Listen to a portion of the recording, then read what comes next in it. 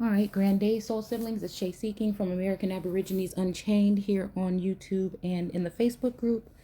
And yeah, so today we're coming back into the book of Genesis, and I'm reading out of my antique Bible, and we're gonna go ahead and read chapter um, 33. Okay, it's in Roman numerals. So I'm trying to do my best to keep track of what chapters we're actually in. um and Yeah, so we're going to go ahead and read this really quick. Again, the reasons why I'm reading these things here, um again, because a lot of these things I feel are happening, they're being put on my heart to speak on them, and they're happening again in real time, I feel. Because again, I look at the text as the seeing the past, present, and future. So a lot of things in the text are for us to be taking heed to right now, as of, rather than looking at them like the stories I feel grow, right? They grow from, you know, uh, babies or premature into adulthood. So in Genesis, you're going to get some of the parts that have passed, of course, some of the parts that were going on in the time when things were being placed there. Um, and then you're going to have some of the stuff. And again, I feel like, just my opinion, this is how I've been, what I've been sharing all this time, that the timeline has been altered. So again, some of this stuff is not that old, you know, as we think, So anyhow, and then we're in present day. So, as you go along, sometimes I think precept, I'm seeing that there's a somewhat of a pattern in my kind of chaotic way of looking at it, as to dates and verses, and then also verses following on to other verses. Again, this is just how, again, I'm not here to tell you what it is or what it ain't. I'm just simply sharing what it looks like to me. It's just, I'm just seeing that now that these things are being put on my heart, and I'm going and looking at them this way, that a lot of things are starting to make a lot more sense the way that I'm seeing it, or whatnot. So again, yeah, so I want to thank all my soul siblings that have been walking with me and have shared information with me, and also, encourage me to start to open up more, deal with a lot more prayer, and, you know, um, it's just, I don't know, blossoming into a beautiful thing. I don't know.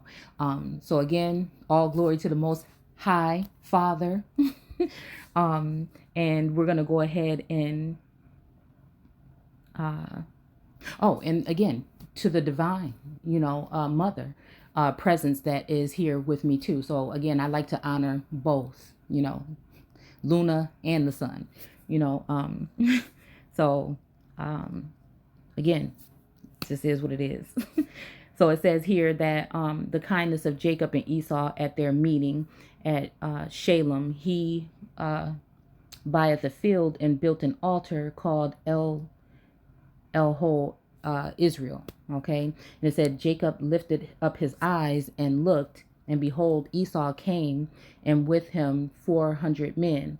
And he divided the children unto Leah and unto Rachel and unto the two handmaids. And he put his handmaids in their children foremost. Okay. And Leah and her children after. And Rachel and Joseph hindermost. Okay. And he passed over before them and bowed himself to the to the ground 7 times, until he came near to his brother.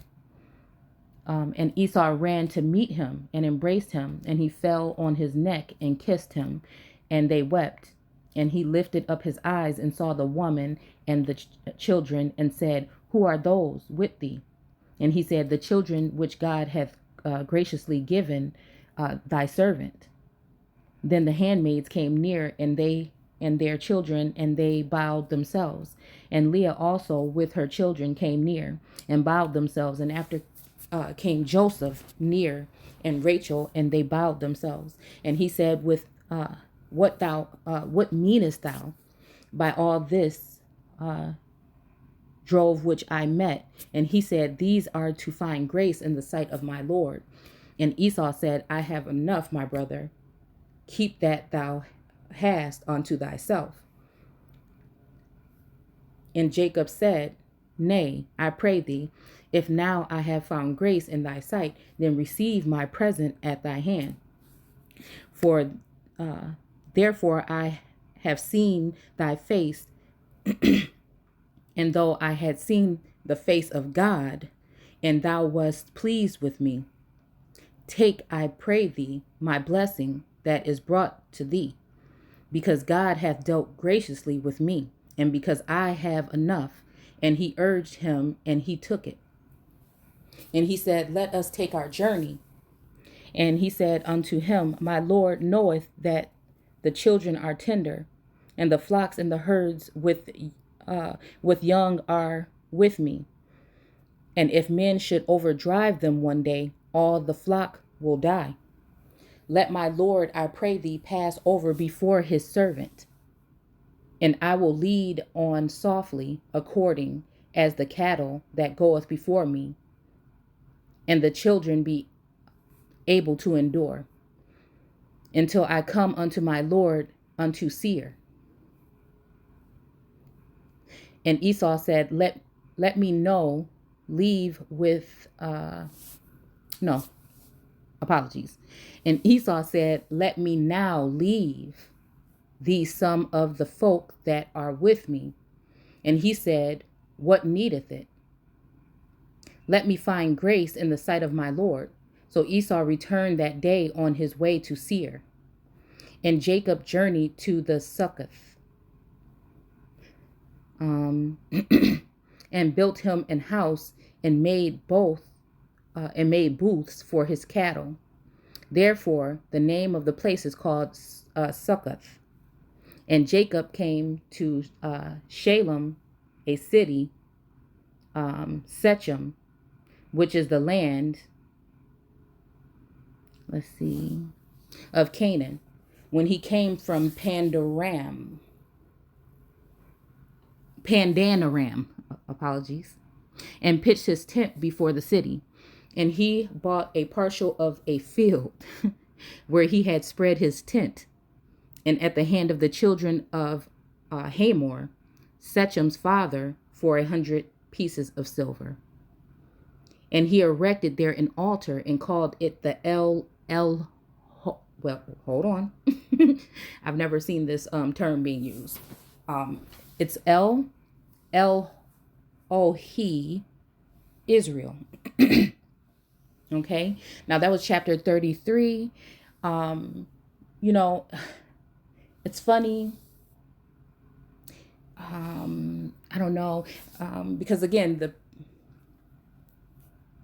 we'll just keep going. We'll keep going. I'm going to go ahead and read.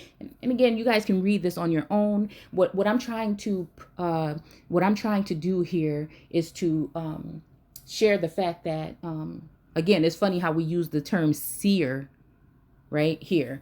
Because again, some of us are seers, right?